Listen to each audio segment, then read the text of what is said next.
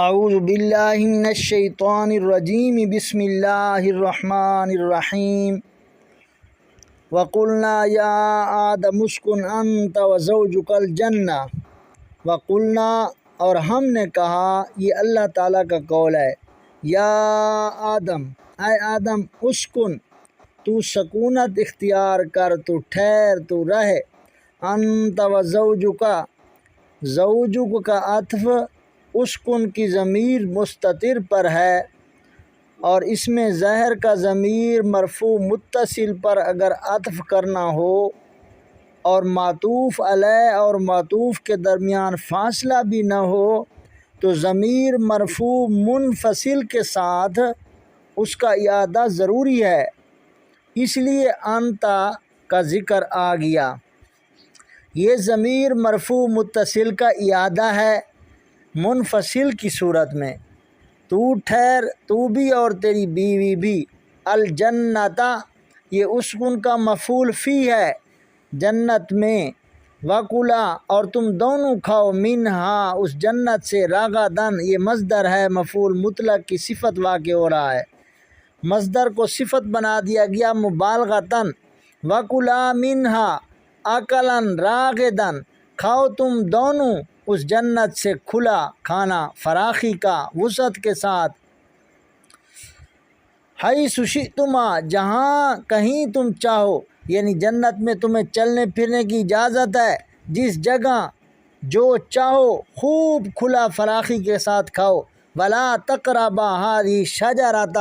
تم دونوں قریب نہ جاؤ اس درخت کے، اشارے کے ساتھ اس درخت کو متعین کر دیا گیا، فتکونا من الظالمین، فتکونا کے آخر سے نون گرا ہوا ہے، اصل میں تکونان تھا، نون گر گیا، گرنے کی وجہ یہ بھی ہو سکتی ہے تکونا مجزوم ہو اور اس کا عطف تقربا پر ہو، پھر یہ بھی لائے نہی کے نیچے آ جائے گا، لا تکونا من الظالمین، ظالموں سے مت ہو جائیو، اس درخت کے قریب نہ جائیو، پھر تم ظالموں سے نہ ہو جائیو، نہی کے ساتھ ترجمہ ہو گیا ہے، تکونا منصوب بھی ہو سکتا ہے کیونکہ نصب کی وجہ سے نون اعرابی گر جایا کرتا ہے، تو پھر یہ جواب نہی ہے اور فا کے بعد ان مقدر ہے، تو ترجمہ یوں کریں گے، تم دونوں قریب نہ جائیو اس درخت کے ورنہ ہو جاؤ گے تم ظالموں سے، یعنی اگر تم قریب چلے گئے تمہارا شمار ظالموں سے ہو جائے گا۔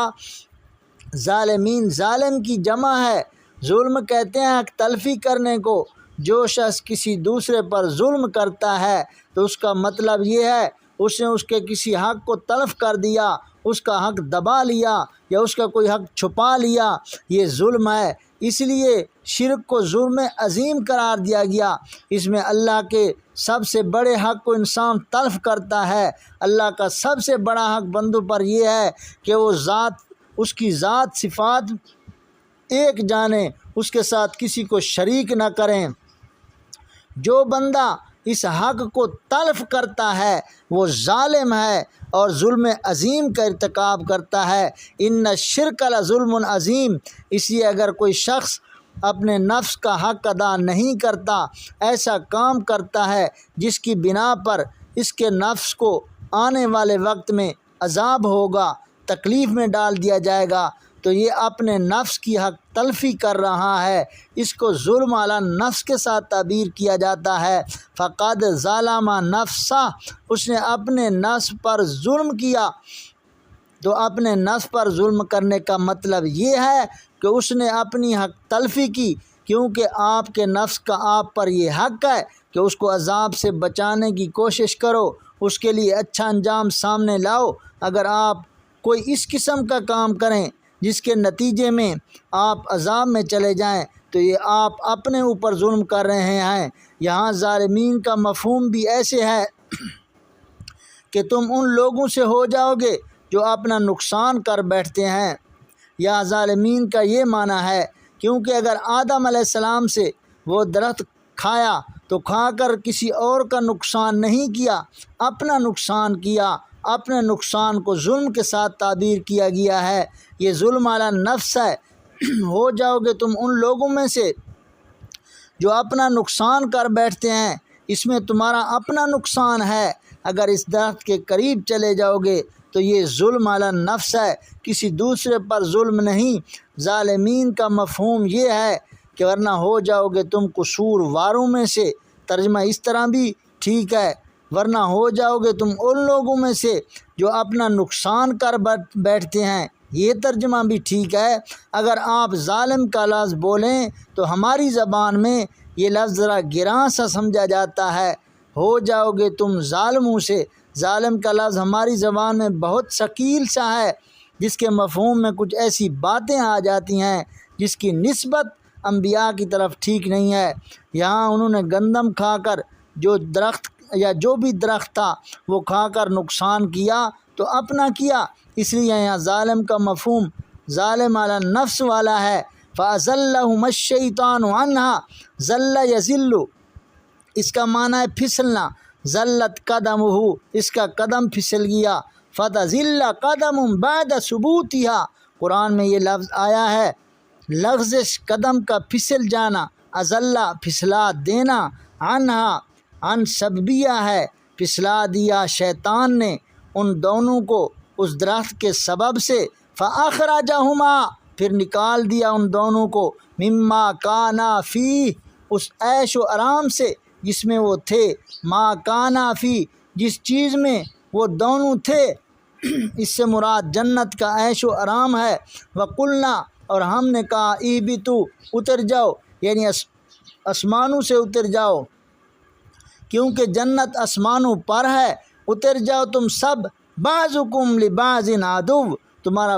بعض کے لیے دشمن ہوگا۔ اہبطوا کا خطاب آدم علیہ السلام، اماں حوا کو اور شیطان کو ہے۔ وَلَكُمْ فِي الْأَرْضِ مُسْتَقَرٌّ، اور تمہارے لیے زمین میں ٹھہرنے کی جگہ ہے، وَمَتَاعٌ إِلَىٰ حِينٍ، فائدہ اٹھانا ایک وقت تک، یعنی وہاں بھی دوام نہیں ہے، بلکہ کچھ وقت کے لیے تم وہاں جا کر وقت گزارو گے، وہاں تمہارا ٹھہرنا، فائدہ اٹھانا ایک وقت تک ہوگا۔ فَتَلَقَّىٰ آدَمُ مِن رَّبِّهِ کَلِمَاتٍ، حاصل کر لی آدم علیہ السلام نے اپنے رب سے کچھ کلمات، فَتَابَ عَلَيْهِ، تاب توباً، اس کے اندر رجوع کا معنی ہے، لوٹنے کا معنی ہے، اس لیے یہ صفت بندے کی بھی آتی ہے۔ تاب العبد، جیسے بندوں کو خطاب کر کے کہا جاتا ہے، توبو الی اللہ، تو یہ صفت اللہ کی بھی آتی ہے۔ تاب اللہ، تو تابہ کا فعل اللہ بھی آتا ہے، اس کا فعل بندہ بھی آتا ہے، لیکن جس وقت اس کا فعل اللہ ہوتا ہے تو عموماً اس کا صلہ علی آیا کرتا ہے۔ تاب علیہ، جس وقت اس کا خطاب بندوں کو ہوتا ہے تو اس وقت اس کا صلہ الی آیا کرتا ہے، جیسے توبو الی اللہ، تاب الی اللہ، اس کا مفہوم یہ ہوا کرتا ہے بندے کا اصل رخ اللہ کی طرف ہوتا ہے، جس وقت وہ معصیت اختیار کرتا ہے اس نے اللہ سے اعراض کر لیا، اپنا رخ پھیر لیا، اللہ بھی اپنا رخ اس بندے سے پھیر لیتا ہے، جیسے اس کی شان کے لائق ہے۔ بندے کو توبہ کرنے کا مطلب یہ ہے اس نے جو اعراض شروع کر دیا تھا وہ اعراض ختم کر دیا، اللہ کی طرف لوٹ آیا۔ اللہ کی طرف لوٹنے کا یہ اثر ہوتا ہے کہ اللہ بھی اس پر رحم اور شفقت کے ساتھ متوجہ ہو جاتا ہے۔ اللہ نے جو اس معصیت کی بنا پر ان سے اعراض کر لیا تھا، بندے کے لوٹنے کے ساتھ اللہ تعالیٰ کی توجہ بھی ہو جاتی ہے، تو اس لیے تاب علیہ کے اندر مطلب یہ ہوگا اللہ تعالیٰ مہربانی کے ساتھ، رحمت اور شفقت کے ساتھ اس پر متوجہ ہو گیا۔ یہ مفہوم ہے جس کی بنا پر تابہ کا فعل اللہ بھی آ جاتا ہے، اس کا فعل بندہ بھی ہوتا ہے۔ فتاب علیہ، اللہ نے مہربانی کے ساتھ آدم علیہ السلام کی طرف توجہ فرمائی، اس کا حاصل مفہوم یہ ہوا کرتا ہے کہ اللہ نے توبہ قبول کر لی۔ توبہ قبول کرنے کا مطلب یہی ہے کہ اس معصیت کی بنا پر پہلے اللہ نے اعراض فرما لیا تھا، اب بندے پر متوجہ ہوا تو اللہ نے توبہ قبول کر لی ہے، حاصل ترجمہ یہ ہے، ورنہ اصل ترجمہ یہ ہے اللہ اس پر متوجہ ہوا، انہو هو التواب الرحیم۔ دیکھو یہاں تواب اللہ کی صفت ہے، بے شک وہ بہت توجہ کرنے والا ہے، رحیم ہے، رحم کرنے والا ہے۔ قل نہبتوا، ہم نے کہا اترو تم سب، منہا، اس آسمان سے، جمیعاً اس کا تعلق اہبطوا سے ہے، سارے کے سارے اکٹھے اترو۔ فَإِمَّا يَأْتِيَنَّكُم مِّنِّي ہُدًى، اما اصل میں ان ما تھا، ان شرطیہ ما زیدہ اگر آئے تمہارے پاس میری طرف سے ہدایت، یعنی اگر تمہارے طرف میری طرف سے تمہارے پاس ہدایت آ جائے، فمن تبع ہدایا، پھر جو شخص پیروی کرے گا میری ہدایت کی، فلا خوف علیہم، نہ ان کے اوپر خوف ہوگا، ولا ہم یحزنون، نہ وہ غم زدہ ہوں گے۔ خوف اور حزن یہ دو لفظ آ گئے ہیں۔ خوف ہوا کرتا ہے کسی آنے والے خطرے کے تصور سے، اور حزن ہوا کرتا ہے کسی واقعے کے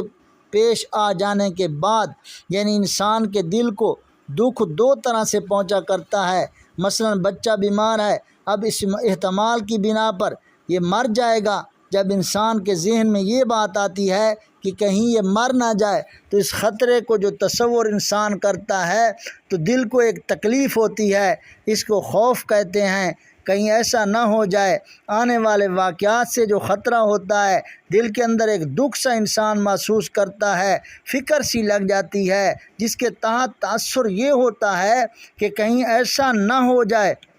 اس کو کہتے ہیں خوف۔ اور ایک ہے بچہ مر گیا ہے، واقعہ پیش آ گیا ہے، اور اس کے بعد جو دل میں دکھ ہوتا ہے اس کو عربی میں حزن سے تعبیر کرتے ہیں۔ گزرے ہوئے واقعے پر جو تکلیف ہوتی ہے اس کو حزن سے تعبیر کرتے ہیں۔ لا خوف علیہم ولا ہم یحزنون، اس کا مطلب یہ ہوا نہ ان کو کسی آنے والے خطرے کی بنا پر دل میں تکلیف ہوگی، نہ کسی گزرے ہوئے واقعے پر ان کو دکھ ہوگا۔ ان الفاظ کے ساتھ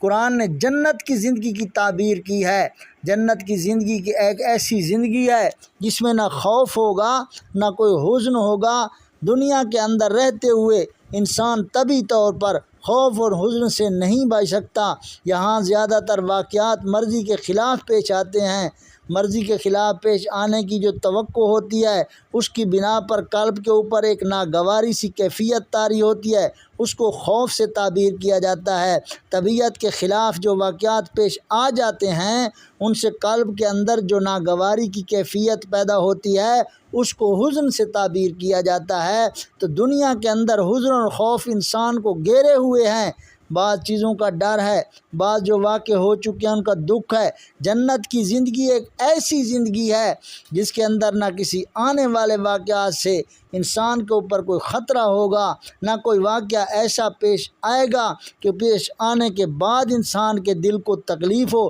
اس لیے فرمایا لا خوف علیہم ولا ہم یحزنون۔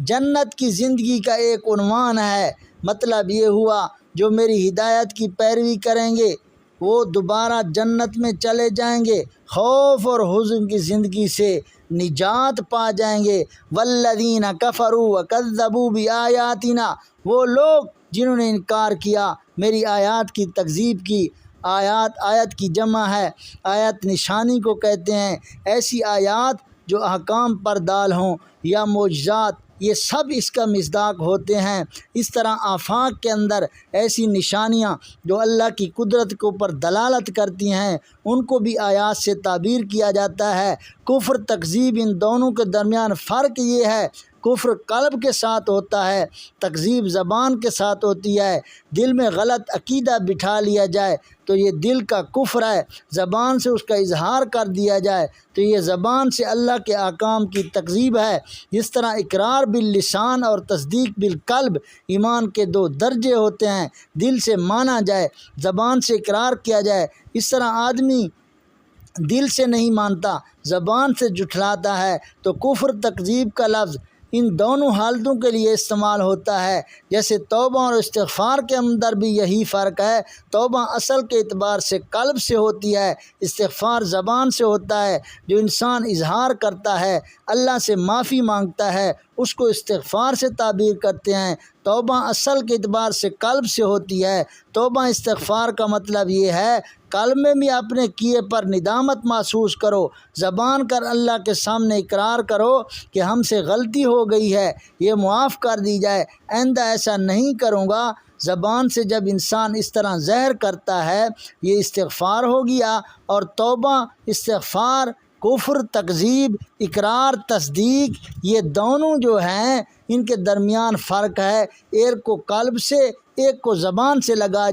دیا جاتا ہے۔ جنہوں نے کفر کیا، میری آیات کو جھٹلایا، اولئک اصحاب النار، یہ جہنم والے ہیں، ہم فیہا خالدون، اس میں ہمیشہ رہنے والے ہیں۔